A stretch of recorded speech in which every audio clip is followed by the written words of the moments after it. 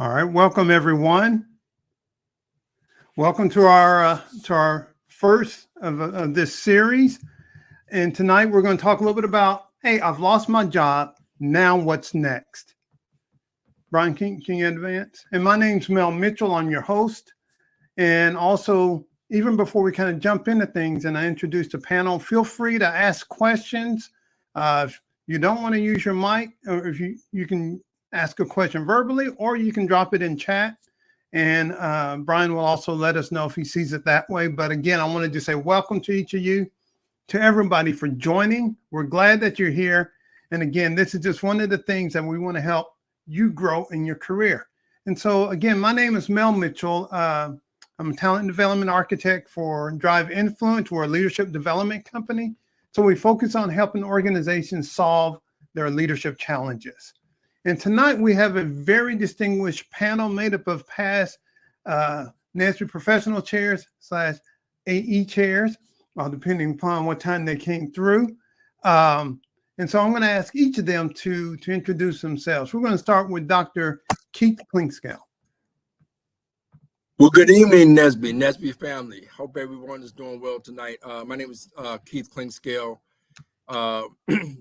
and I am the Director of Strategic Planning and Performance Management for Palm Beach County. I actually migrated from Youngstown, Ohio to Boston, and now I actually live in Florida. So welcome. I'm very, very excited tonight to have this fireside chat with you guys, and welcome. All right. And so next we have Brian Jackson. Brian? All right. Brian Jackson. I am Quality Systems and Supplier Quality Engineering Manager at Eaton Corporation. I was a chair several years ago, but I think that this topic is one that hits near and dear and close to home for a lot of us. So I think it's a good time for us to sit back and reflect on what things we've learned from those situations so we can impart some of those nuggets upon those of you that may have been facing that situation right now.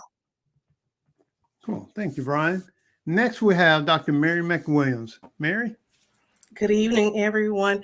Good evening to my NASB friends and our NASB family. My name is Dr. Mary McWilliams, and I currently work at Northrop Grumman. I'm a mission assurance lead for systems. So I was also past chair some years ago, and this topic came out of a discussion with me and some of my friends that you see here this evening, and we want to take this opportunity to share our experiences with you so that you may have something in your toolkit. So when you find yourself in this situation. So I'm excited to be here. Thank you so much for the opportunity. All right. And next we have Richard White. Richard?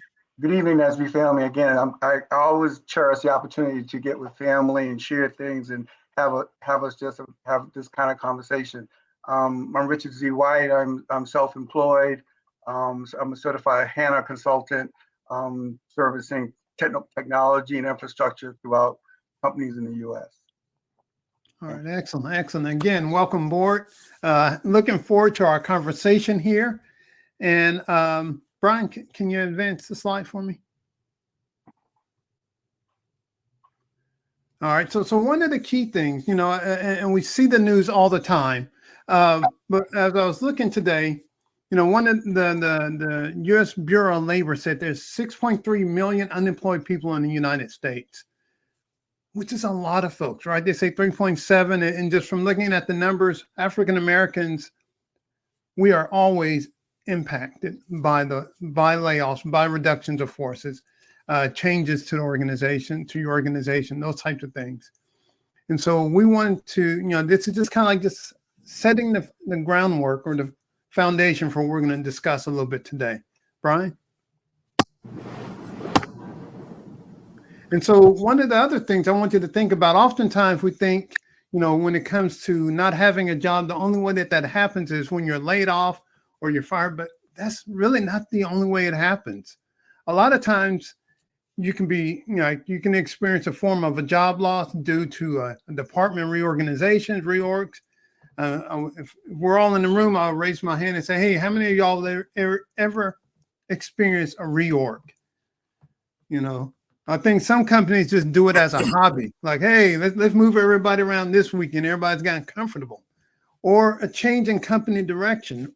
Technology changes the way companies move, what companies do, and you go in a different way. Or how about this? You get a new manager and all the work that you were doing before, that new manager says, you know what, check it out.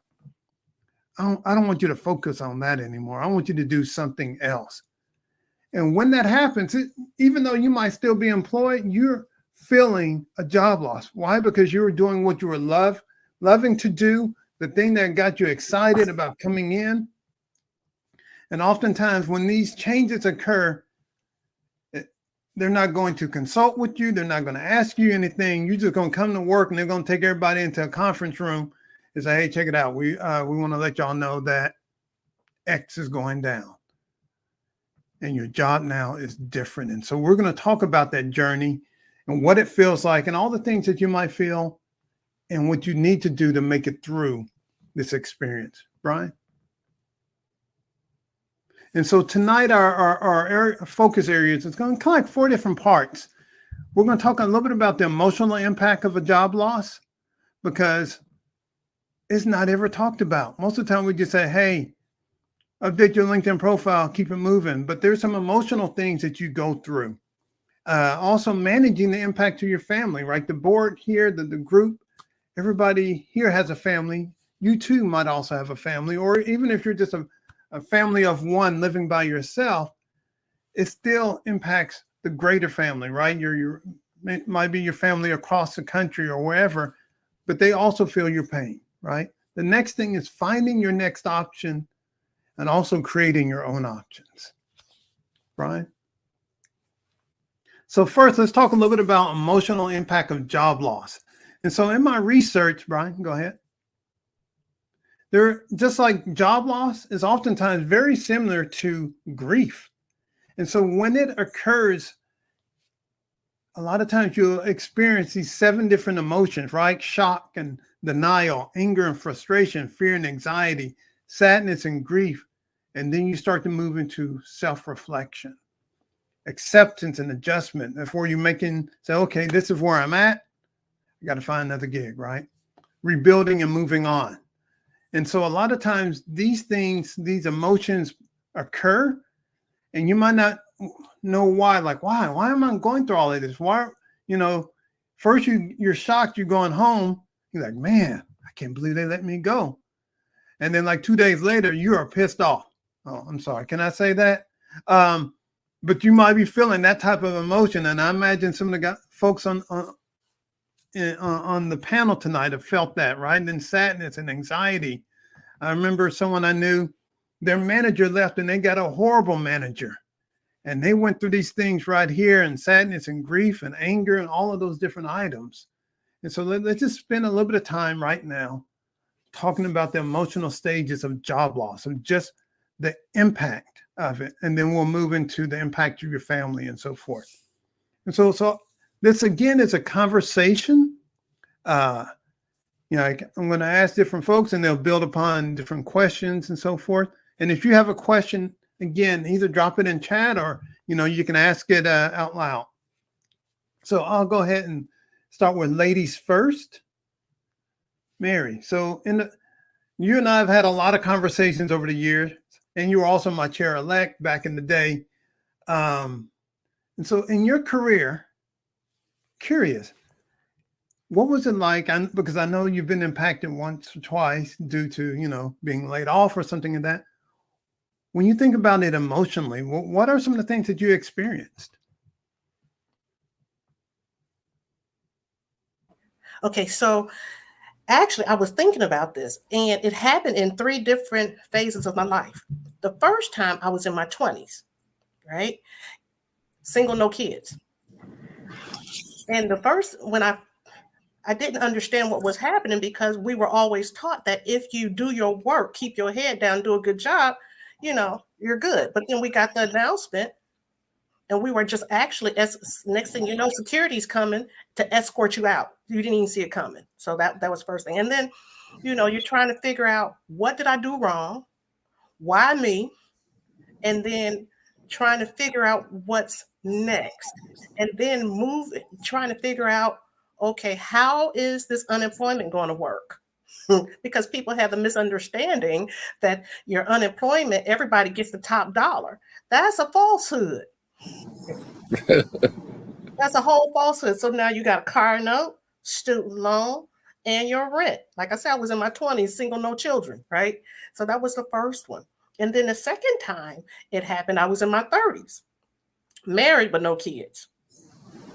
And then it dawned on me that, after the first time, the realization kicked in that engineers get laid off too. And then I had to start reevaluating what's in my hand. What skills do I have right now that are transferable to get me to the next spot? And then the third time, I was in my 40s, divorced, and a child at that time. So now, it's compounded. And, so I had to really do some self-reflection, had to take and consider taking some jobs that I normally wouldn't take, because now you have somebody else that's counting on you.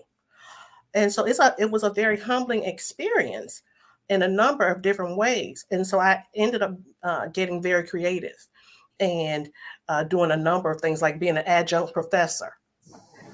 And, yes.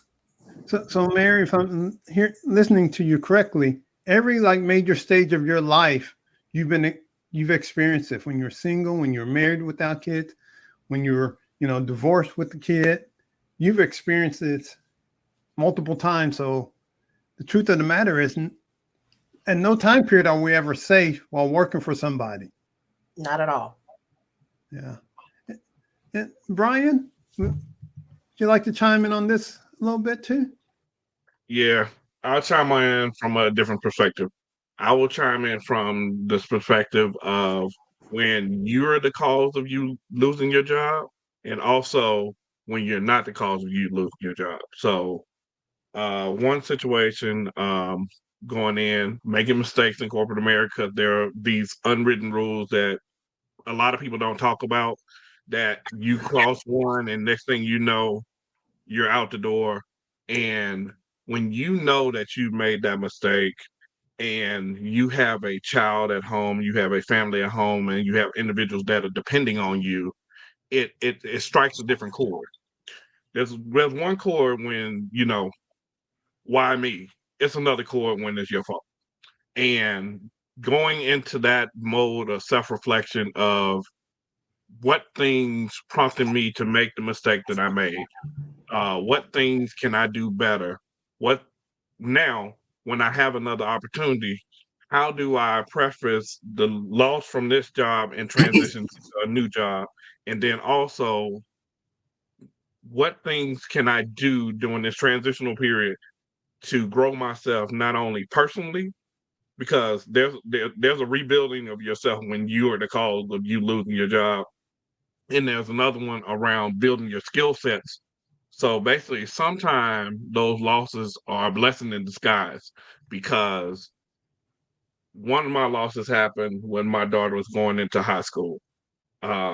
And what ended up happening is that it allowed me to be there and available to go to different things that I would not have been able to participate in due to the fact that I was working all the time.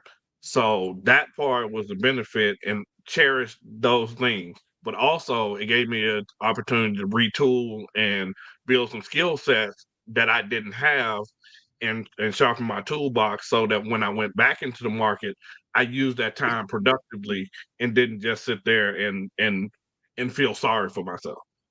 Amen. Excellent. Amen. And Brian, thank you for sharing. And also thank you for sharing the mistakes that you've made, right? And that's hard for a couple of sides. One, there's an emotional challenge, right? Because when you were going through that, and your friends were like, bro, what happened, man? then you tell the story, right? And that's like indirect peer pressure, and that's hard. So I just want to say thank you for sharing something that was like very deeply personal to you. So Richard and Keith, so also when you're going through like again, a reorg, any of the multiple ways that a job loss, would you like to just talk to some of the emotions that you might have felt and how you dealt with that and how you coped Yeah. during that time period? So real briefly, I mean, my struggles happened very early on. I was married and have a child when I was still in college. So just struggling to get out of school was a challenge. And I learned rejection at a very early age in terms of, the emotional aspect of not hitting, being able to hit the grades to get the right job with the right money. And so that was always an emotional hurdle I've gone through different stages of my life, as Mary discussed. So I definitely relate to Brian. But again, I also knew Keith, when we were young, and he's been married. Matter of fact, he's been married. This how many years you've been married? 36 years. 36 years, and so here I am, a single father. Lost my job. Not necessarily lost my job, but I was rejected in terms of moving up the pace to catch up from just graduating. Like some of us in Nesby, we barely graduated engineering. It took me 6-7 years. He did it, and so I'm trying to catch up to just to catch up so I can provide for my family, and just to that emotional thing of constantly being rejected. But I began to realize rejection was a protection. It allowed me to see who I was, see how I need to get my life spiritually placed, see how to make better decisions and choices. Not to say any decisions and choices are wrong, but we all have to grow through and understand what, we go through experiences. And so, that brought me to today as an entrepreneur. And Richard, with that, what about, could you also just share maybe some of the emotional support that you got from your friends, right? Because you and Keith have known each other for a long time. How did that help you during that time period? I don't think I would not be where I am. I wouldn't be where I am if it wasn't for Nesby and my extended family. Some of us come from small families. Never mind, most of us work in industry and in corporate America, where we're one of the only few. So if it wasn't for Nesby, my whole emotional makeup and wisdom and learning from fellow leaders like yourself, Meryl, and my relationships with Mary, and Mary's met my son when he was a grown man, just came out of prison. So just those things, I don't think I could be where I'm at today without being part of this Nesby ecosystem. And I'm very proud to say I'm life member number 12. But, that's, to me, that's all the choices I made to deal with my emotional, as you say, emotional impacts of going through situations where you're rejected, reorgs, and you think you're going to be voted, become a director, and you find in that situation, it's difficult, right? Mm-hmm. And so that forced me into that glass ceiling, and I had to go and take the entrepreneurship route. Yeah, cool. Thank you. And so, Keith, would you mind sharing? And also, one of the things we oftentimes hear as people of color, last hired, first fired. Yes. And so there's that added pressure, right? We have to perform at an extra high level. Even though we're performing at a higher level, it's considered average. And then we still get impacted, even though we're outperforming a lot of times. You're right on here. So hold on. You hear me? Oh. Yeah. All right. Can you hear me? Yes, we can. Listen, I literally had a storybook career until I got laid off.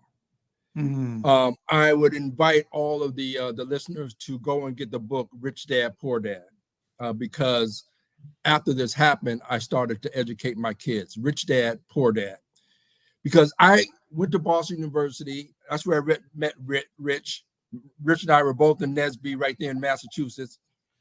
And I got my first engineering position at Digital Equipment Corporation. Then I got tapped on the shoulder to be a management consultant in a management consulting firm. And I bought the house. I got the wife. I met my wife at college. We had the 3 kids. We had the nice house. We had the car. And now I'm a management consultant traveling all over the world. And in the World Trade Center, 9/11 hit. And I remember I was flying out of Boston to go to a client. And it was the same time the airplanes flew out of Boston to actually hit the World Trade Center. And my life changed drastically after that. Because when I got back to, I had to actually drive from North Carolina back to Massachusetts and realized the consultant industry had changed.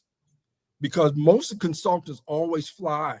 And airlines was going through this whole thing about cracking down and it's hard to get flights. And it just hit the consultant industry at that time very, very deeply. Fast forward, I'm basically told, you know what? The consultant business is changing. Here's a severance package. Now, mind you, I'm thinking that you do all the right things. You get the education, you get the job, you progress, you get a house, you get the car, you have your kids, and you retire. You have a nice, happily ever after. I went through every single one of those steps where you say the emotional trauma. I was angry, resentful. I went into a bit of a slump, but then something clicked and said, you know what? This is your opportunity to pack up from Boston and move to Florida. It took me a while to get there because my wife was like, hey, we don't need this house. We can, and all of her family had moved to Florida. So you know what? Finally, I got together in my mental spirit, in my mental mindset. You know what? Change can be good. So we got on the plane and headed not on the plane. We took an auto train from Massachusetts all the way to Florida and started a whole new life. Now, here's the problem. Once I got here, I was overqualified for everything. I couldn't find a job. I must have put in 200 applications. Couldn't find anything. I was even overqualified. Then I didn't realize that there's this north versus south thing. So I was coming from the north. It was just very difficult. I had so many starting stops that I got to the point where I went from a multi-6-figure salary in Massachusetts to $11 an hour security guard for Ally Barton. And I just had, it's kind of like you have to do what you have to do. It made me write a book called Your Attitude is Your Breakthrough, because I actually it was my attitude that actually changed everything. Because when I got a temp job at Palmtran, the CEO came around and he was walking around. I'm making $15 an hour as a temp at Palmtran. The CEO came around and was like, well, who's this guy in suspenders and a bow tie? Because I hadn't changed who I am, but everybody around me thought I was just another dispatcher. But I always say when success is when opportunity meets preparation. Mm-hmm. When he put out that new position as the head of performance management, I went for it and I got it. And then my trajectory started going back up. And now I'm the director of strategic planning for all of Palm Beach County. So it takes a lot out of you, man. Yeah. And just want to drill into one thing. And Keith, you call out a key item: shift in mindset, right? You're going from like a fixed mindset to a growth mindset, saying, hey, this is my opportunity to leave Boston, go somewhere else, and then remaining, as Mary called out, still remaining humble and say, no, I'm not finding something right now. I got to hit restart. Have to hit restart, then start it over, and then that propelled you forward. And so having that mindset shift is key. And any other and Mel, if I could just say this, I just say mental health is a serious issue. I'll just leave it at that. Mm-hmm. You go through some stuff, especially I know females too, but especially as a Black man, where you got to hold it down for your family. you got your kids looking at you, you got your job looking. It's a lot. You know, I just want to Gotta add be real strong. quick.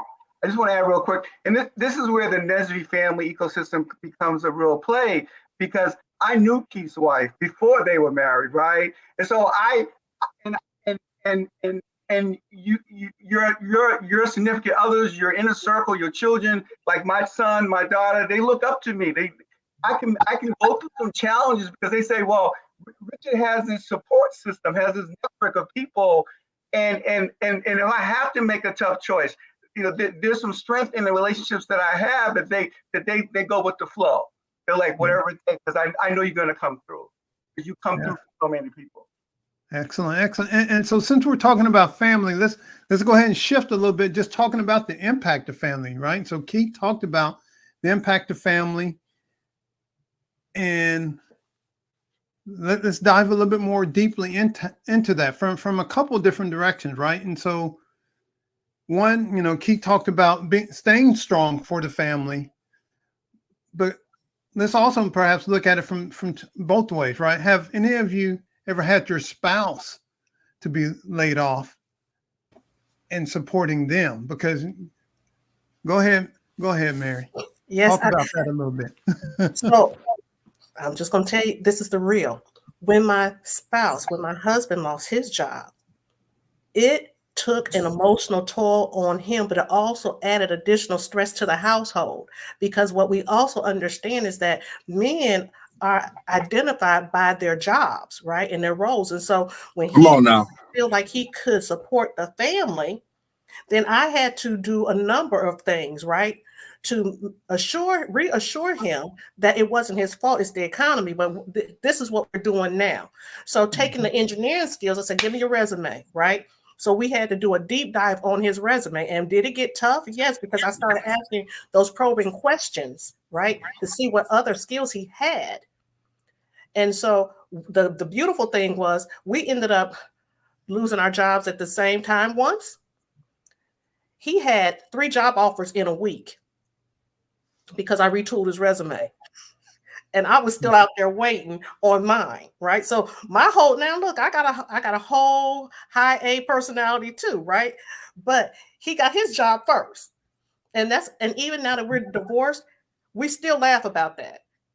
And, you know, it takes a huge emotional and mental toll on a man. And so I'm doing dual duty. I'm trying to find me a job too, because we're dual, you know, 2 household income, right?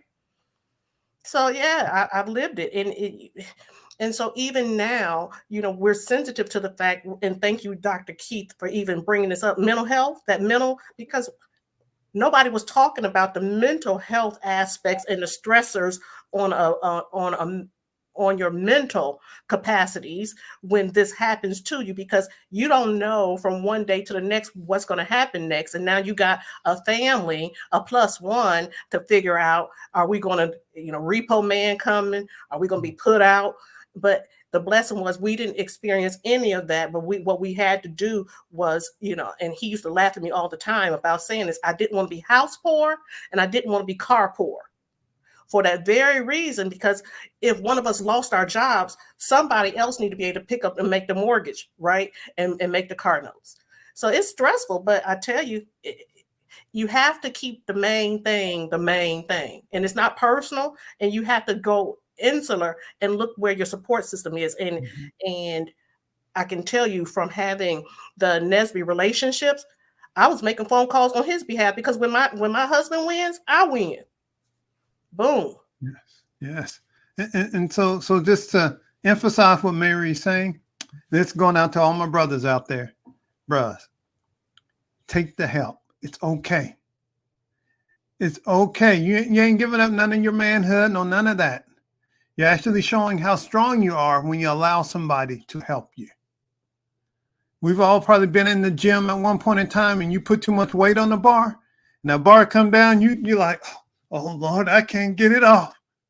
And somebody come over and help you. You're like, hey, thank you. I appreciate that. Exactly. Same thing, just different environment. I also want to ask, like, our audience, are there any questions? And I'm digging the chat.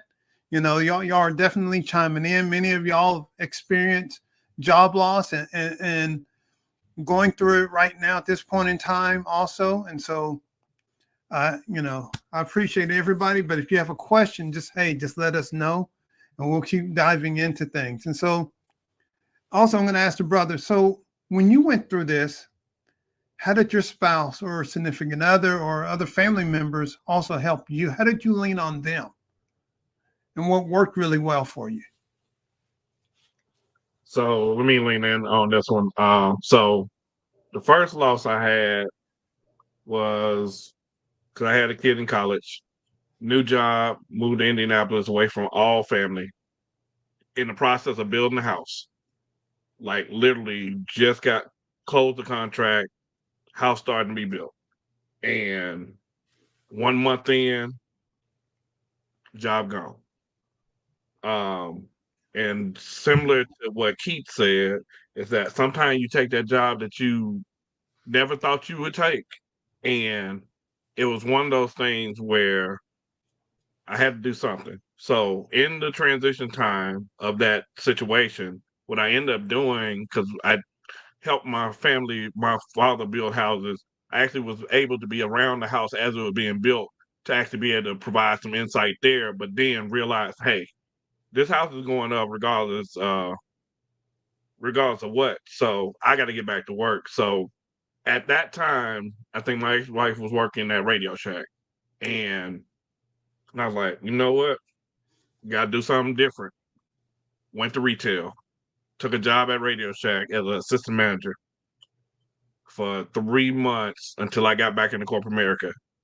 What I ended up finding out in those 3 months is, one, retail's not bad, but at the same time, I found out I was very good at sales. Something that I'd never, do engineering. You don't think about doing sales. So selling cell phones, different things like that, something that you thought you would never have to do. We're sitting actually personally having competition with each other because we work for the same company on who can beat the other person selling product. I'm bringing home as much money as I did in corporate America at Radio Shack. Who in the heck would ever believe that? So it got to the point where I started to get all these accolades, but at the same time, there's a benefit of actually having your weekends and having your time off. So I decided to go back into corporate America. But that time period of that competition with me and my ex-wife, with that going into another area that I never knew that I had a skill set for, helped me to leverage those skills later on in life to do other stuff that I never knew I would have been able to do any other way. Mm-hmm. That part right there. If I could just chime in, nothing catches God off by surprise. If you actually get into a point where you have job loss, it may be a reason. Because I know for me, it built character, but it also gave me another skill set because now I'm in the public sector. And reason why it helped me now that I'm in the public sector versus the private sector is when I was a car wash manager, Allied Barton security guard, sitting in the booth, at 11 o'clock at night at a security guard after making multiple six figures, or dispatcher at Palmtran, I met a whole lot of different types of people. And I developed an appreciation for the one who is struggling. Everyone has value. I don't care if you have a GED or a PhD. Everyone has value. Everyone wants the best for their kids. They want their kids to have a great Christmas. They are, and there's good people at all levels, whether they're working $11 an hour, $15 an hour. So I learned the value of people who are struggling. And so now that I'm in the public sector, I have a different view. Everything that we do in Palm Beach County is for the residents. But if I was continuing to work in corporate America and whining and dining and flying over the world, I wouldn't have the same level of sensitivity to the common person that's struggling. Yes. And Keith, also listening, and again, thank you for sharing that. And a key part of that is you mentioned faith. Gotta have faith, right? And these times will bring you to your knees. Yes. Amen. Amen. Yes. Definitely. And you'll become Amen. familiar. You'll start studying both workbooks and the good book at the same time. Yeah. And it's not, and listening to everybody here, going through hard times is part of the process sometimes, because going through that challenge is what makes you. And just like Keith says, he's better at his job now because he worked those other jobs that he would have never, ever worked. Yep. And then gives them insight onto whom and what other people are going through and what they're experiencing. And he sees people as people. He sees them as whole. And that shifts everything, because there's so many executives today that have no connection with the people. They just lazy. They don't want to do something. You're like, oh, hold on now. I've been there, lived that. That person might just be having a rough time period. And that shifts and changes the atmosphere in the world. And so for those of you that might be going through some hard times and maybe say, you know what, I got to start driving Lyft or Uber or working over here, or whatever those things are, lean into those, embrace them, because guess what? All the things that you're learning, even during those transitional jobs, are going to come back and help you later on, because he has a plan. I like way that. bigger than your plan.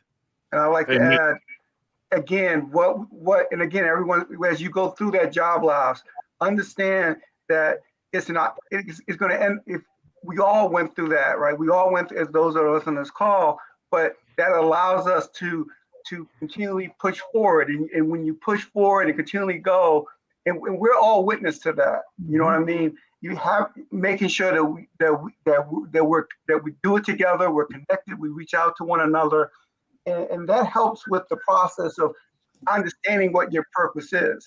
Sometimes, as I mentioned, rejection takes you out of a situation. And maybe you was in an organization that was not mentally positive for you, was not really feeding your career or who you were. But because you had to pay the bills, because you had to do things, you stayed in that situation. But getting laid off or losing your job or being rejected for an opportunity puts you in a situation will more than likely put you in a better situation or a path to get to a better situation. Yes. And I know we have one or two questions, but before we go to that, I just want to ask Mary, are there any additional things you want to chime in on what you had to lean into and during your time period? Yes, so you said something very salient, and so I would be remiss if I didn't say so. Through this whole process, these three stages of my life, when I found myself looking for employment, what I found to be true even to this day, and those that know me, what I realized, you can't insulate and isolate. And so when Brian went through his situation, I knew about it. And so everybody knows, and Richard knows this to be true too, I only make 3 phone calls. And then that's because of our network, right? And then for myself, I had to take my own, I had to take my own cough medicine, right? And then I found that there was a reason why I had to lose my jobs to gain some other skills. So then I said, okay, this will be the last time I lose my job this way, right?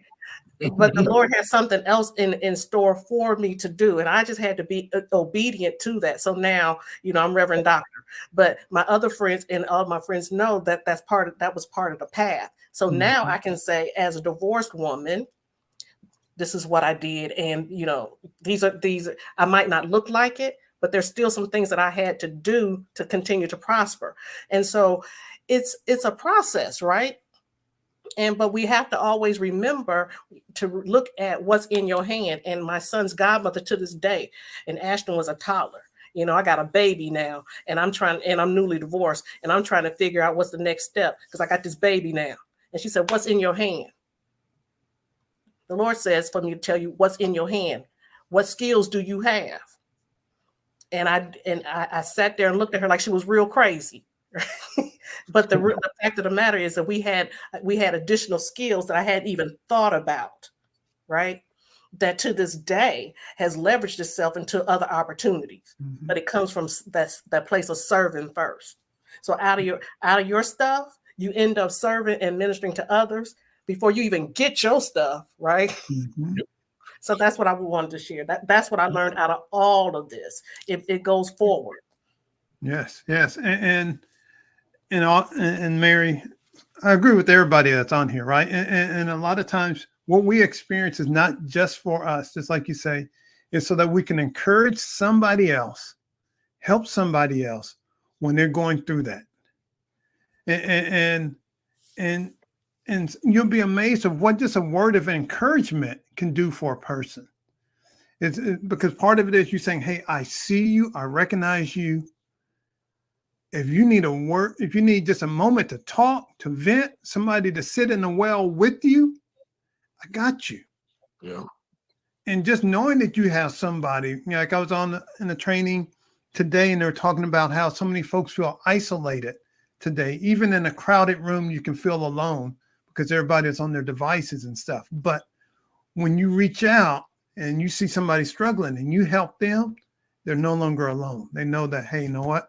I can go one more day. And that's so important. And I know I haven't shared a whole lot. Part of my role here tonight is like to facilitate, but I also want to just say from an aspect of, like, I've worked for Raytheon, Microsoft, Bechtel, and also my company Drive Influence. And I've had multiple experiences where like, oh, this is really great. Oh, I got to get off this team. Like, no, tomorrow. Get me out of this team onto another one, because this team here, if I stay here, I'm just going to update my resume. Those are the options, right? Or I've had contracts where I thought we were going to come through quickly, but took a year to come through. I remember one time I've been working with the team and their whole organization for months, for actually probably like 2 years, and making good money. The money was just flowing. And then one of the days before one of my sessions, we were doing an offsite for the leadership team. They said, "Hey, before you go on, they want to meet, the director and the deputy want to meet with you." You're like, "Hey, check it out. This is what happened. He's gotten reassigned. His org is gone. I'm gone. And he wants to share that information with the team, but he's not going to do it until he gets permission from the president. But go ahead and teach the class as normal until we get the." I'm like, and this guy was my mentor. He hired me directly out of college. And I'm like, wow, okay. And from then on, my contract was different. My engagements were different because I wasn't getting as many of them. And so part of this thing, if you haven't picked up on this conversation, is nothing's guaranteed. Prepare for this for a rainy day. Everybody owns an umbrella. Why? Because you know it's going to rain. Have the same mindset when it comes to running your career, managing what you're doing. And so let's do this. Let's go ahead and shift again, right? Because I've seen a couple questions, and we'll open with this shift on finding options, right? And so someone had mentioned, hey, I'm in one career right now. I'm in academia, but I want to go to industrial side. Any suggestions? I have suggestions on changing careers, but I want to hear also from the panel. Can I just chime in a little bit on that? Yeah, go ahead. A while ago, Rick Warren, the author, came out with a book called The Purpose-Driven Life. Mm-hmm. And it went viral. Everybody was like, the purpose-driven life. Find your purpose, find your purpose, find your purpose. And as I've been started to do leadership coaching and leadership summits and speaking on the idea of finding your zen or your zone of influence, I want to change that up to a passion-driven life. Mm-hmm. Finding your passion-driven life. So when he talks about pivoting from one industry to another, if that other industry is truly your passion, because one thing my wife has sort of instilled in me is, Keith, you do that naturally. It's just easy for you. She's like, I can't do that. That's what you take for granted. Other people, because it's so easy for you. When it's your passion, it just exudes from you very easily. So Yes. I would say if you're going to pivot into another industry or another job, pivot to something that you are passionate about, because one, you're going to be good at it. It's going to come easy. It's your anointing. It's your gift. It's what your gift will make room for you. Is what the word Yeah. is what the word says. So I would just say, yeah, you know, and this is the other thing. I say, you know what? If your job does not feel like Disney World, something's wrong. I tell people that all the time. What does it take if you're going to give 40 to 60 hours of your week to something and you don't enjoy it and you don't have passion to do it? You're just giving that part of your life away. Yes. I like to add, and if you're going to pivot, you should get yourself into the temperament and the mindset that you may take a step back, step in pay, step in opportunity. You have to, you know, that's the first thing in shifting, right?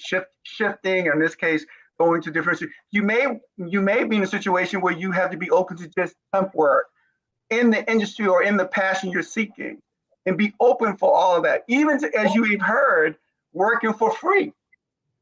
So you can begin to build in the passion, the value, and as we discussed, stuff in your hand that you can then get paid for. So you got to be open for that. And the more open for that is, the easier the shift or the transition will be.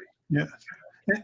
So, you know, Oh. before you go in, one thing that I realized, and we talked about, you know, having the big job, the big title, and all this other stuff.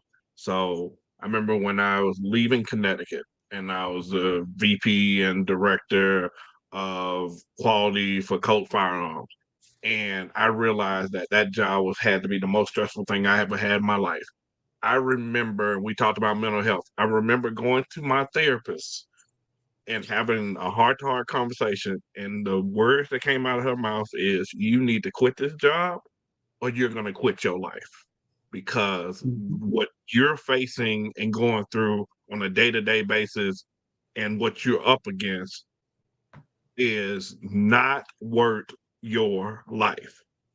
And I made a transition, moved out to California to co-parent, and instead of going looking for a VP or a director role, I took a middle level manager role.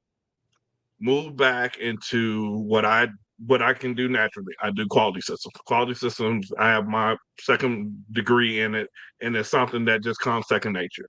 But the other thing about it, I moved back into an organization where I had a mentor that basically says, when you put people where their passions are, they do great things. And what I ended up doing is taking over the internal NSBE team within the organization. And that gave me the opportunity not only to be in a role where I could actually flourish by my skill set and not have all the stress that I had from that high level job, but also it gave me the ability to work with the nonprofit that has breathed life into my career from my first job to the last one, because basically I was at a NSBE conference when I reached out to Eaton to say, hey, I saw an opportunity in California. I used to work for you. We used to recruit together. This is what I want. They made a call. Next thing I know, they said, hey, only stipulation is you got to have an address in California. I was like, well, I've been staying with my father-in-law in California, so I got a California address. 2 weeks later, interview, job, transition. So God will make ways for you, and positions will come open when you open yourself up to actually going toward those passions of you that you have in life. Mm-hmm. True. And talking about passion is also one thing that I'm also passionate about. And like in my book, Kinetic Life, I talked about knowing what's in your heart. I believe what we have in our heart is passion, purpose, and an audacious goal.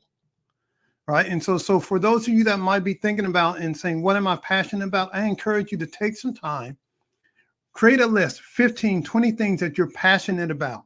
These are things that excite you, that speak to your spirit, to your soul, to the point where if they were removed from you, you will feel a loss. That's when you know it's a passion for you.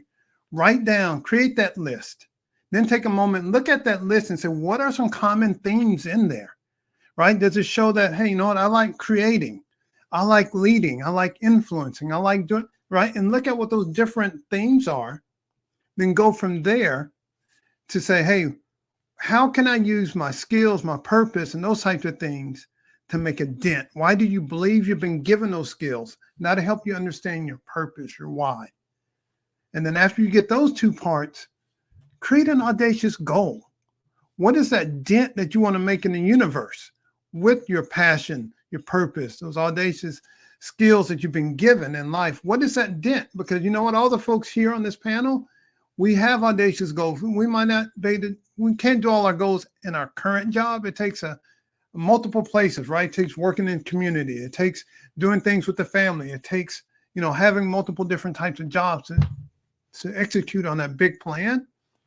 But take some time to think about that. And the other good part is this: when you have that level of clarity and you go in and talk to a recruiter, now you're talking from a space of strength. You say, hey, what I know about myself is this. I do A, B, and C really well. I love doing that.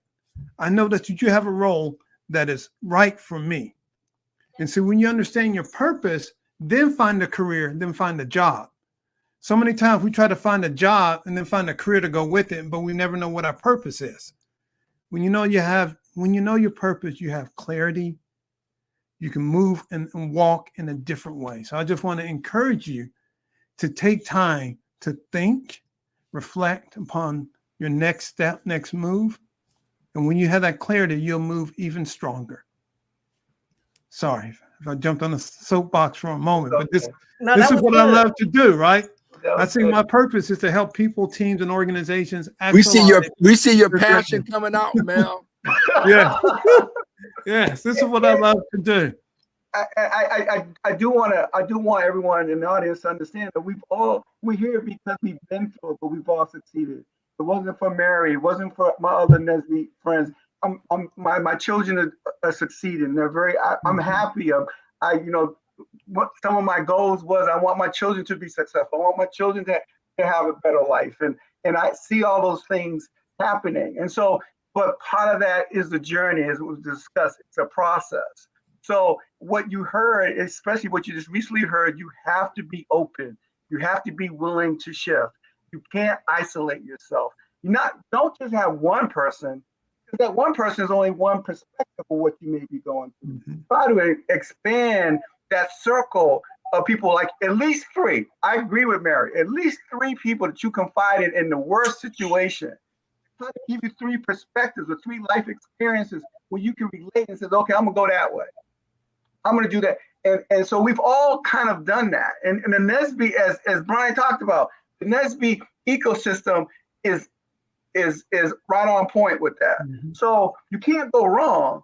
But to Mel's point, you got to continually set your goals forward. You have to continually understand, well, I know I'm going to be at a better place. I know the goals, the things that I'm searching for. I may not get there the way I think I will. You have to let go of control. Mm-hmm. You can't control your situation. You have to let go. You have to be open. And I think you learn a lot of things here, experience a lot of things. One thing is you got to be willing to shift. You got to be willing to be open. Yes. And shift, being open, leveraging your Nesby family is so key. I've worked for Raytheon, Bechtel, and Microsoft, and have had multiple contracts with other companies, came from my Nesby contacts. But Mel, let me just say this really quickly. I'm keeping it real. When I was going through, I stayed away. I'm gonna be real. I stayed away from Nesby and LinkedIn because I felt I didn't want people to know that I had gone all the way down. You know what I mean? When you and so God has to deal with you when you up here, and then it's like, yeah, but I need to get you grounded. So I'm taking it all away. Yes. And I'm not, listen, I'm on LinkedIn like crazy right now. But I tell you, when I was making $11 or $15 an hour, I was not on LinkedIn doing nothing. I missed the Atlanta I would have never missed NSBE in Atlanta. I remember that year. It's like, I'm just not where I need to be. I'm not going. So I'm keeping it real, because you go through that self-esteem issue, that mental health issue, that I'm not where I used to be issue. And you can't reach out. There's not a whole lot. I like what Mary said, that circle of 3. Because you can't, it's not going to be much more than that. It might be just 1 or 2. With me, the number 1 was my wife. I mean, I met her at 19. I was 19, she was 18. And now 36 years later, she's been my rock. She never made me feel that I was less than a man because I went from 6 figures to $11 an hour. And Keith, with that, it's also written, humility comes before honor. Absolutely. And and from good to great, it says a level 5 leader is a leader that has humility and strong professional will. Has a paradoxical blend of humility and strong professional will. So humility is a key part. And someone that I saw a question in here that someone struggling in their work. It's a hostile environment, right? Curious, has anybody here ever faced racism on their job? So we'll start with the pastor first, and then we'll go around. So, and this person that's asking the question, I don't know if you saw it pop up, but they're in academia, and so it's a tough space. It's a very tough space to be in, right? First of all, with respect to racism and sexism, and what I share with my counterparts, it's just been a struggle. I've always had to fight to let them understand why I'm supposed to be at the table, because I went to school too. And when I got my degree, you didn't get the last one. And I took thermodynamics like you did. Boom, right? So and then being a woman, then it's like, oh, why do you want that position? Why you need to go on that trip? Who's going to watch your kids? I said, you volunteering?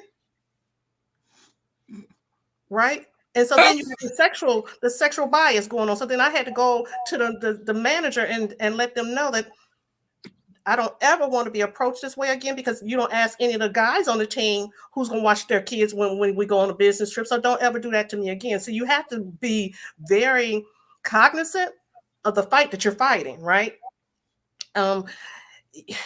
It's not an easy space, right? And so as a Black woman in a male-dominated field, I've always had to walk that line. And in my head, I was 6'3" too. I'm only 5 foot something, but I had to be like the guys, let them know I'm not scared of you either. But it's a very harsh environment, and either I was going to make it or I was going to let them win, and I couldn't let them win, so I stayed, and then I let my work product speak for me. Now, in some instances, you got to know when to hold them, know when to fold them. And there's been a couple jobs I said it ain't worth it. But before I left, I had another gig set up, and it was always a come up. So I understand the dichotomy is walking through a minefield in a lot of spaces. But what I want everybody to see is that I'm not a pushover, and I don't scare easily, because I deserve to be here. It's not by a favor. It's not about affirmative action. Affirmative action just leveled the playing field somewhat, right? If I may chime in really quickly. Go ahead, sir. The word says that God will prepare a table for you in the presence of your enemies. When you are facing adversity, whether it be racism, homophobia, they don't like you because you're bald-headed, I don't know. Your excellence will speak for you. Sometimes you just got to take the back seat, be humble, and just do great work. And it will be recognized. Even in the midst of that adversity, God is trying to show you something. It's something about your character that he's trying to show you. So It's going to come. It's going to come. It's just like you said, rain is going to come. But when that comes, just stay focused, do excellent work. See, it's bad when you got racism and you're not showing up until 10 o'clock in the morning, or you leaving early, or you get all this mouth, or you gossiping, or you do. No, if you do excellent, it will believe me, it will eventually turn. And I've seen it. You will become somebody's boss who treated you the wrong way. Yeah. And listen to Joel Osteen every morning on the way to on the way into work. Yes, and Keith, Hello. yeah, you remind me of there's one of our early NSBE conferences in Orlando. Patricia Russell McLeod spoke, and she said, "Be so bad that even your errors are correct." So that's the bar. That's the bar. That's your average. That's it. Yeah, you're so bad that even your errors are correct. So I thought I made a mistake, but actually I made an improvement. Here you go. And I remember Mel, that one. I remember that conference. Mm-hmm. and Mel, what you saying? One thing, leveraging off of what Keith just talked about is that you also have to align yourself in your organizations with mentors and advocates so that you can understand how the game is played, to understand the rules of engagement where you are. And you have to be strategic on how you engage. Because sometimes, being the 6'3" African American bald head man in the room brings some sense of, of fear into people. So you have to, Intimidation. They scared of you. and you have to find your way of bringing your message across in a way that carries its weight and does not take that into consideration, to where you leverage your strengths where they need to be utilized. And when you're in situations where you're being penalized for certain situations, you got to have those advocates in the organization that let you know, okay, hey, if you're gonna stand out this way, this is how you position yourself with your information. But you got to be doing your work first, folks. But if you're doing your work and you're strategic on how you go about things, there are people that will speak up for you in rooms that you're not in. Yes. And those are the situations that actually will help you get out of those situations you're in. Mm-hmm. And I want to add this again. The theme where in this segment, what we're getting is strategic mentors, and as most of us know, and as Keith knows, for me it was Harold Barnett, it was John Sims, but I had to be a high achiever. I had to come to work at 8:30, because if I didn't humble myself and as has been discussed, be strategic, like Brian says, and maybe not be vocal, maybe not be critical, then if I was that way, I'm hurting their shine, I'm hurting their place, their strategic place in helping me. And I remember there were so many times where I'm in a tough situation, I'm in a bad organization, and Harold Barnett will come by and says, I got you. Just keep your cool, be strategic, come into work. I got you. So Don't tell anybody this. This just family, right? Mm-hmm. HR is not always your friend. No. HR is there to protect the establishment. Shh. Yes. Yeah. So in that, the relationships, the mentorships, also has to be strategic, especially if you're one of the few in the organization and in the industry. It's not just thinking you can go to your mentor or the VP or the director to help your situation. You have to understand that you have to also help their shine, may help them, put them in a position to hire more people of diversity. But you have to do what I think we all have been talking about. You have to bring your A game every day, even in the midst of a challenge. So I would like to give an example. So when I was at Microsoft, I managed a global rotation program for those early in career. And so every 6 months, people would go work in a new job. And so I would do a calibration in between each set. So I bring in all the managers and we'll talk about how people are doing and we'll decide who's going to get promoted. And so there's one young lady that was in the program, her manager couldn't make it. So when we got to her name, we had a little small write-up, but like 3 other managers, 3 other folks said, oh no, she needs to be promoted. She has done this for my org. Oh, she's phenomenal. She's done this for my org. Oh yes, she has done this. So the question to ask yourself is this: would you still be promoted if your manager can't make the meeting? And if he can't, if you won't be promoted, if your manager doesn't get there, then you need to work on your network and work on the level of your influence up, down, and across.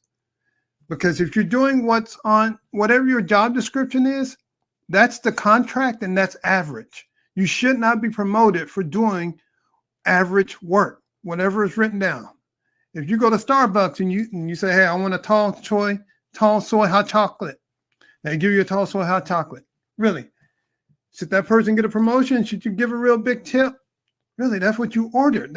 But if they put sprinkles on it and they got some extra whipped cream and like, yo, Mel, I know you really like it in a glass cup, that's different. What type of hot chocolate you serving?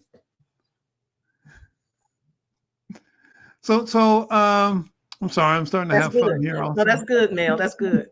That's good. That's good stuff. What kind of hot chocolate are you serving? That's it. Yeah. And so we've talked about a little bit finding options and if I'll go ahead and throw this out there to where we can dive in deeply. Yes, update your LinkedIn profile. Yes, get your resume reviewed. Yes, do some practice interviews. Yes, use whatever services you have. Yes, maybe even hire somebody to give you that feedback. Those are all the things that everybody is doing, right? Do those items, be really great at it. But can we share some secret tips? Any secret tips? Like, yo, I did this and I really got big response. Two quick things. One, and this is one of the reasons why we actually formed this call in this session. Don't be so inundated doing things that you use to validate you that you are not doing what you need to do to secure your job and keep your job and find a job. I always told my kids, you have to do what you have to do so you can do what you want to do, you know? And I was mentoring this young man, and he's flying all over the world, speaking at all these different conferences, but he lost his job. So when he calls and shows me the pictures of this great stuff he's doing and the presentations he gave and the accolades he got, I said, but do you got a job? I said, because your testimony is weak. Because when they come up to you after you've spoken and ask, so where do you work? Or what do you do for a living? And you say you're unemployed, you've just, invalidated all that you did in that presentation because they're saying so focus on what you have to do before you do, before you do what you want to do. And the last point I'll throw in, you have got to brand yourself. One thing I found out about LinkedIn is if you put yourself out there and unfortunately, it don't have false humility where it's like, oh, no, I'm not going to do that. I'm not going to put myself out there. I'm not going to show my skill set. I'm not going to brag about myself. If you do that, people can't see your skill set. They can't see your. I'm getting called on to speak across the nation because of what I'm posting, because of the work that I'm doing. I'm not doing that to brag, but I'm just saying, no, there's people, I wouldn't even know Brian if I wasn't active on LinkedIn. And he pulled me in to do, a SWOT analysis for the NSBE SIG. He wouldn't have known I even had the skill set. So I say that to say, one of the tips is make sure you are branding yourself, and people, when they see you on social media, they're like, oh, I know Richard does this, and this. Richard has this skill set. Oh, you need somebody to speak about this? Call Dr. Mary Williams. Call Brian Jackson. He knows everything about quality. everything. That would be my point. Yes. Thank you. What I would add is that you have to know how to manage relationships well. And it's not about being transactional. It's about being intentional about the people that you come in contact with, because your reputation will follow you forever. So, And everybody knows everybody. everybody knows everybody. Yes. So with Go what ahead, Mary said, there's one thing that I always do, and I've done this since I started in corporate America. Regardless if I need something from you or if I just need to talk to you, I stop by and just see how you're doing. It's a phone call. It's a stop by your desk. It's a send a note. I don't always need to come up when I need something. I need to make sure that those people in my network know that I value them being in my network. And by doing that, when you do come and make a request, it's one that is welcome versus every time they see you, it's like, man, I know he wants something. Because that is one of those things that if you build that reputation, you never get anywhere. But as far as Mel, when you're talking about what's that secret that I would share with someone, it's the research that I think is required to be done when you're looking for a job and you're looking for that opportunity. When you get or you're going after a company, you need to go look at the information on the company that you can find on the website, understand what their values are, go have a informational interview with an individual within the organization so you understand what the culture norms are in the organization, and also understand what different aspects they value versus what they don't, versus what's on paper that they value versus what they actually practice in real life inside that organization. Look up the people that are on your interviewing panel. Look at their LinkedIn profile, see what their likes are, see where there are any commonalities between you and those individuals. Because when you start to formulate the questions that you're going to ask during the interview, you can leverage some of that information, because guess what? You've done your research. You've done your homework. They can basically look at you and say, hey, this person didn't only come to the interview not knowing about the company. They actually went and did research on us and actually got to know things about us and researched us to the point where they could actually have a genuine conversation with us about those things that are actually of value to us outside of our day-to-day job. So if you can actually go in the interview, not only walking in there speaking to your passion, but also walking in there understanding what four walls that you're going to actually walk into and understanding that organization and its culture, it puts you miles above anybody else that you're about to interview against. Can I just jump in there? I got to say this because Brian said something that's so salient. That's how I got my current position. When we interviewed, it was, virtual. The hiring manager and I talked about mission trips, right? And we talked about our experiences of traveling internationally to Poland. That was the culmination of the interview.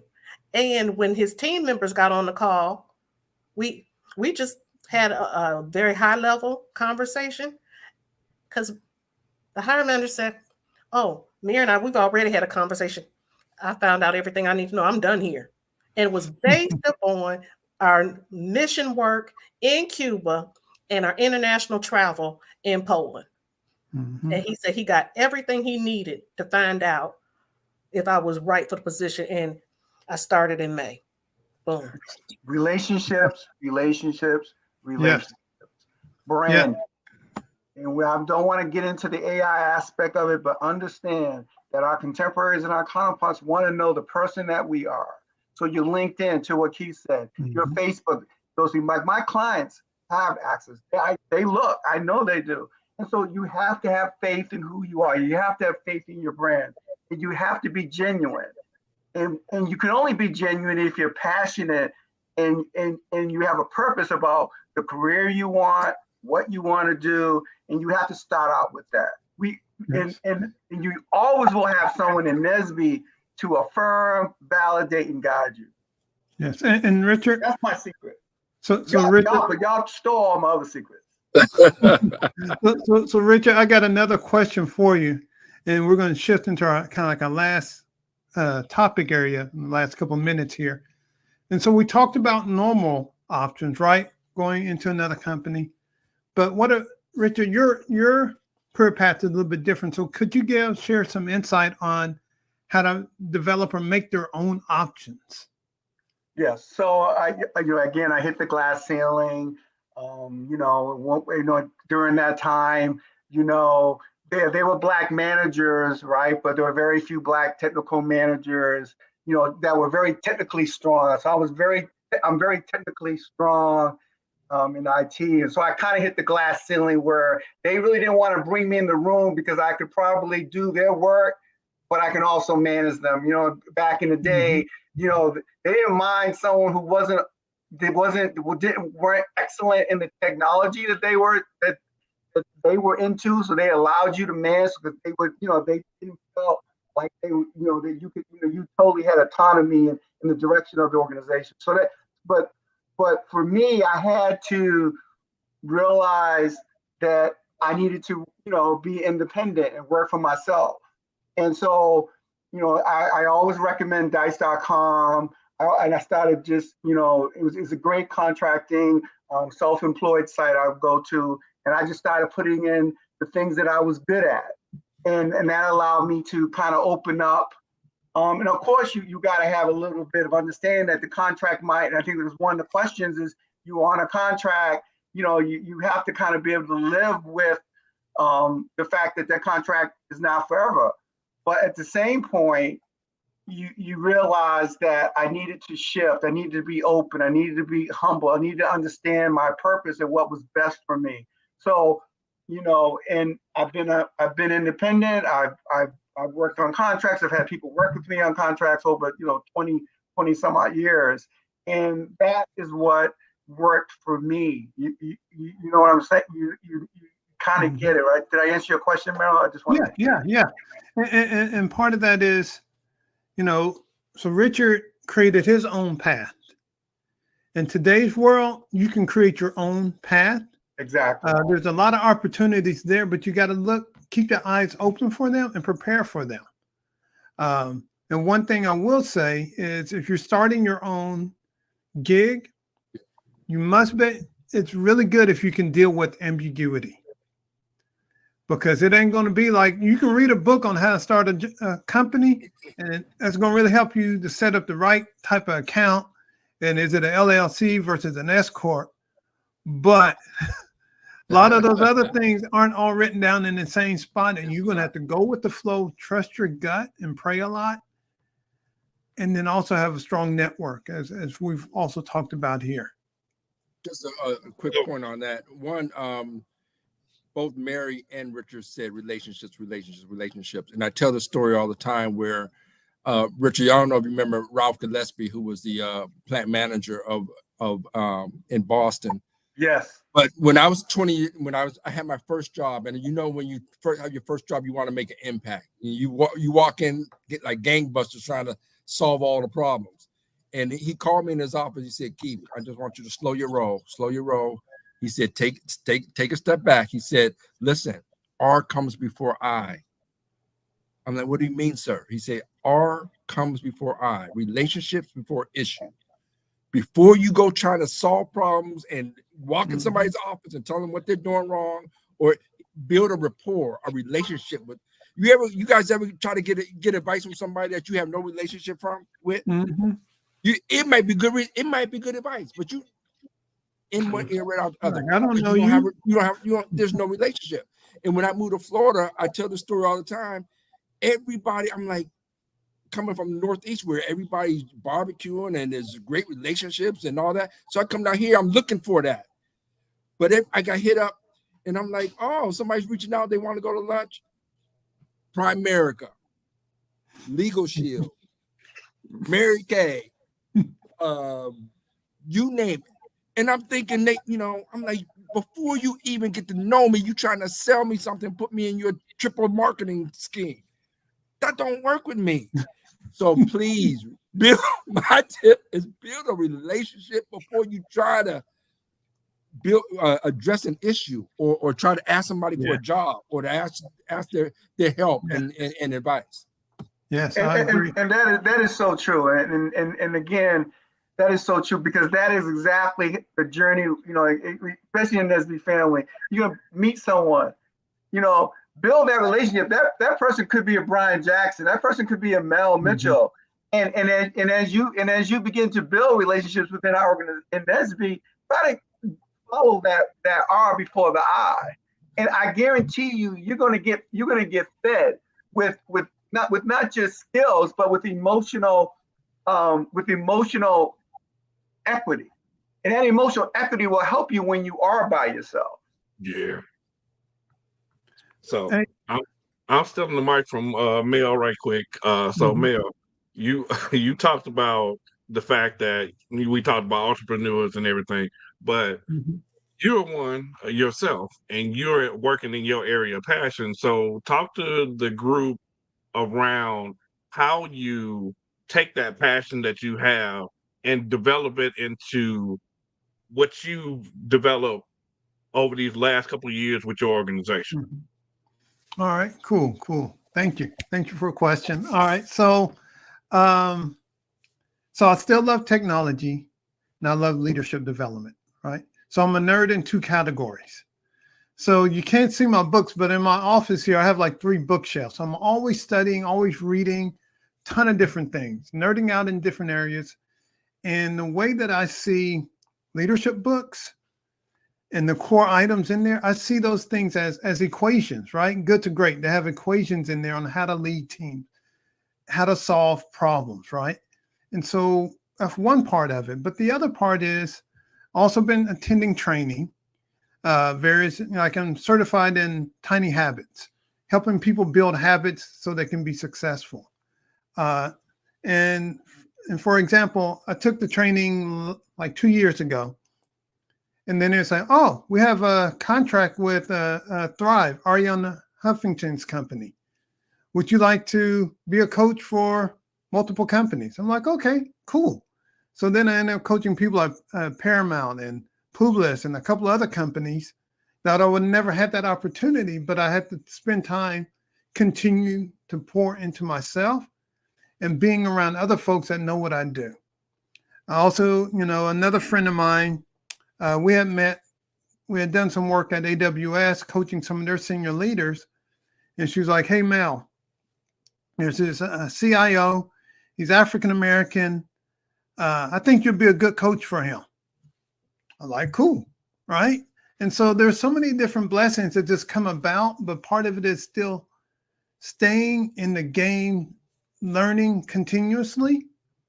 I mean, like those of you that know me, I'm starting to post more again on LinkedIn. And one of the things that I encourage folks is, in this journey in life, and this is another faith type, right? He orders our steps. And now that I'm older, as I look back, I can tell that I didn't order these steps. I can tell that the mistakes and successes all lined up. So my responsibility, and I believe our responsibility, is to walk, to never stay still, just keep walking forward. And so I believe that I just need to keep walking forward and things grow. And, I also coach a lot of leaders in NSB. There's a leadership incubator. I've coached leaders in that for the past 2 years. I also have another program called Apex, where I coach leaders, and especially those that are, mid-career, looking to go to that next level, rolling out some additional coaching opportunities and leadership type development. And what we focus on is leadership. Post the name of the book. The book is, my book is Kinetic Life, about how to align your heart, head, and body so that you achieve your goals. It's written as a mentor-mentee relationship. But there's a lot of, if you want to connect with me, actually, you can reach out to me on LinkedIn. I'm the only Melrick Mitchell on LinkedIn. So my parents knew what they were doing 50 plus years ago and giving me a unique name. They like the word, they like the name Mel and Eric together. So they said Yes. Melrick. Yes. Well, my dad's name is Melvin, so my mom didn't want a junior, so she created something. But all of those things have come into play. And so what I've found that has been really helpful for me when I'm in between contracts and work has gotten slow, that's when I focus, and I call it going into the lab and learning and writing and creating and coming up with new ideas. You can't see my whiteboard here, but I'm working on additional things to roll out. So I'm going to roll out a kinetic calendar that helps people to better plan their days and weeks. And so taking that time to be in the lab, even if I'm not charging, during that time period or making any money, I'm focusing on how to be prepared for that next opportunity. As Keith said, luck is when opportunity meets with preparedness. And so I encourage folks to ask yourself, how prepared am I for that next opportunity? I just want to share real quick. I know we're short for time, but the next question that just came through, I do want to say that I did operate, and I still operate. There's some residual fear in me to be laid off, and it propels me to just do excellent work. But every now and then, that fear comes back, and I'm like, is this? Am I going to be laid off again? Am I going to be laid off again? How are we going to pay our bills? How are we going to, the mortgage and all that kind of stuff? So you do manage mentally the residual effects of being without a job. So I just put that out there. Yeah. Anyone else like to chime in on that fear? Yeah, I want to get in that one real quick. Yeah, so as some of you know, you had 9/11, but you also had the mortgage crisis. And again, I was living in Florida at the time, and that was triple and doubly helped. And so from a financial maturity, I began to understand that you can't let your vision of where you want to be financially, because some things are out of your control. You know what I mean? So you again, it gets back to your emotional and mental, filling yourself up, making sure you understand the purposes, understand, why you're here, what you're doing, and that would help guide you through. And all in all, having maturity and responsibility of yourself is the first step to having maturity and responsibility in your finances. Yes. Go ahead, Mary. Oh, I was just going to say, through these 3 layoffs that I've survived, what I've learned is that you don't live above your means. I have a really good girlfriend right now, is that she's still been looking, right? And so the higher you get up in salary, the longer it may take for you to find a suitable position, but she's been a wise steward of her finances. So I never have been impressed about a $600,000 home, right? I don't need all that to make myself feel good about myself. So I'm always mindful about what I'm saving for a rainy day, because you need to be able to save something. And then when you have the 401ks, if you did what you were supposed to do, you may have to hit that to make your ends meet, right? But at the end of the day, long term, you just have to do what you have to do short term so you can do what you need to do long term, if that helps. But I have learned now I can sniff out when a manufacturing facility is getting ready to close. Because once you've seen it twice, the first time you see it, and then the next time after that, nothing really surprises you, right? So you just always stay aware and understand what the company is doing and what the company is not saying. And one other thing I would also encourage to realize that you're strong. You have gone through things before. You might lose your job today, but you have the strength to find another one. And guess what? Your engineers, your technical folks, you took DiffyQ and all these other classes, right? You can solve highly complex problems. You can solve this problem in front of you. Sometimes you might take a step back, look at it from another angle, but you have that skill set to get it. It might not come exactly when you want it, but you have the ability to solve it. And so keep pushing. And so also we have one more question, and then I think we're going to have to wrap. But also wanted to go one other thing. So I saw that you said, hey, y'all like to have a part 2 to this. Glad to hear y'all are digging this and liking it. We can probably work something out on that space there. And so thoughts and advice on navigating ambiguity in organizations, work, and community involvement. Let me jump in on that one. Go ahead, Mary. So when you understand what the purpose of work is, you're there to do a job. And so you have to be able to distinguish the differences that oftentimes your community space is separate from your job space, right? So you have to be real clear about where those demarcations, those lines of demarcations are. The way you learn that is by watching and understanding the culture of the organization.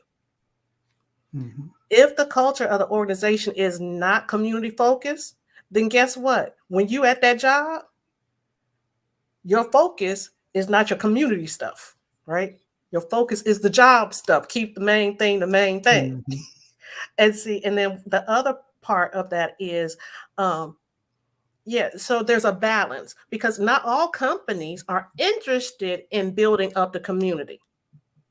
Once you understand what that is, and if there's a mismatch for you and you like being in that community focused area, that might be a clear sign that this is not the right opportunity or position for you. And it's okay, but you need to understand what that looks like, because it's really not ambiguous. You're just not paying attention to what it is. Mm-hmm. And so one of the lessons that we tell our NSBE college students is, and we say it to the professionals too, and they know I've said this many, many times, make sure you keep your day job. And that means you're in the right places. When you're supposed to be on your job, you're doing your job. Yeah. So that's how thank you, ma'am. Go ahead, Brian. So one other piece, and this is one thing I talk to my mentees about, is that sometimes that ambiguity that you see it because you're that light in that room that's supposed to provide some guidance in that area. So when you're that person in the room that can see that the way that things are structured make no sense, and you know that there's a better way for things to be done, that is when you take that skill set that you have to develop the solutions that the organization doesn't know that they need at that time, so that they can actually propel themselves in certain areas that they need growth and guidance in those areas. And it's when you are able to take those opportunities to take those skill sets that you have and actually provide solutions when they're not asked for, but provide solutions that are very much readily needed. Mm-hmm. People then start to see the value that you bring to the table, and that helps propel your career. Yes. And one other thing I'd also encourage you to do is know the goals of your company. I don't care if you're in a Fortune 50 company or a Fortune 1000 company, know the goals, because guess what? Those top goals, that's how the leaders in your organization are going to get paid. And so if you help them get paid, they're like, yo, we need to keep that person around because he's helping my bonus. She's helping my bonus. But also when dealing with the ambiguity, then you know what type of decision to make because you are looking at the high level company blueprint. So if you know the company's going to make a move into AI, then a couple of years, months earlier, then you need to go ahead and start suggesting that before your team might even be talking about it. Now you're a futurist on your organization. They're like, wow, man, how you know all that? Well, I've just been putting in this time, all these years. Like, no, I just read the strategic plan. And one point in being self-employed and a consultant and always on a team. Richard, a little bit louder. You're a little muffled. Oh, can you hear me now? Is it better? little bit better right there. Go ahead. Yes. So one of the things you want to start things out is I recommend. Never say do this or do that. I recommend. I suggest this. I suggest that. As a consultant, that's the number one rule. Mhm. And I would say that would be true if you're not in a stakeholder position on the team, but to what we're hearing, you have something to add. You want to recommend. I suggest. And one other phrase to go with it is even better if. I really like that idea that, you just put out, it might be even greater if, right? So now you're adding to it and you're not negating it. Wording. I'll just throw this in there in terms of don't sweat the small stuff. Sometimes we overstress ourselves. And I was listening to a speaker who was basically saying, if your ship is going this way, and the stress comes when we're determined that our ship must go this way, but the wind keeps coming this way. And he said, basically, go with the flow, go with the wind. If the wind is taking you this way, let it take you, because your stress is coming from you trying to resist what's happening. Mm-hmm. And God is trying to make you go this way, and your frustration is because you're resisting the push and the winds that are coming your way. Yes, go on to Nineveh. It's going to be all right. Right. All right. So I know we're a little bit over. So let's we'll go ahead and shift to wrap up. So just one word of advice from everybody, and then maybe even just say, hey, where people can find you, or different types of things. So we'll start with Brian, and then we'll just kind of work around. So I guess the word of advice I give is never stop learning. Always find something else to figure out, something new to learn, something new to put in that toolbox until you can't read no more. And then everybody, I'll put my LinkedIn address in the chat so that everybody can reach me there. So BLJack98 on here. So, and we'll see what we can do for a part 2. Excellent. Go ahead, Miss Mary. What I will leave you with is, don't forget what's in your hand, because what's in your hand is your skill set. It's the answer to what you're looking for. It's right there in your hand. And you can find me. I'm on LinkedIn, and any of these guys know. A lot of people know how to find me. I'm not, as my friend says, I ain't hard to find. Mm-hmm. Yeah, go ahead, Richard. I would like to say again, relationships. Make sure you're not isolated. That's my most important thing. Making sure you have someone to bounce your ideas off of, bounce off what your challenges are going on, what your next steps will be.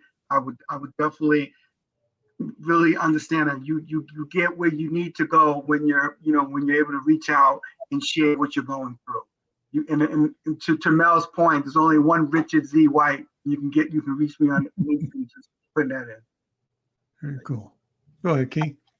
And so what I would say is, listen, let your passion exude from you. Mm-hmm. Let it direct you. When you walk in, let it make you have your total A game. Let your passion actually just exude from you to the point where anytime you show up, the room changes. Yes. Anytime you go interview, when you walk in, they're like, oh my God, who? You should shape the environment with your passion. When you walk in, they got to know that they are dealing with an A player. The other thing I would say is your attitude is your breakthrough. I don't care what you're going through. If you keep a good, I will hire a good attitude, then I will hire a skill set. Because if somebody walks in with enthusiasm and positiveness and positive vibes, and I can feel that, or with passion or desire to make the organization and me great, I'm going to hire that person. So passion, attitude. Yes. Everybody can find me on LinkedIn, and you know how to find me. Like Mary say, I ain't hard to find. Look at Brian. So I'll leave you with a quote from Marianne Williamson, our deepest fear, right? Our deepest fear is not that we're inadequate. Our deepest fear is that we're powerful beyond measure.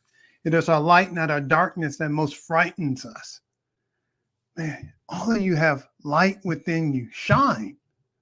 Let it shine. Because guess what? When you do that, you're going to encourage others to do the same.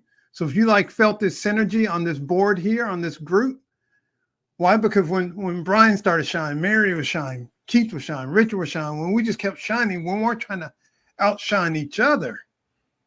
We were encouraged by each other. And so just like Keith said, when you walk in your passion, you're going to shift the atmosphere.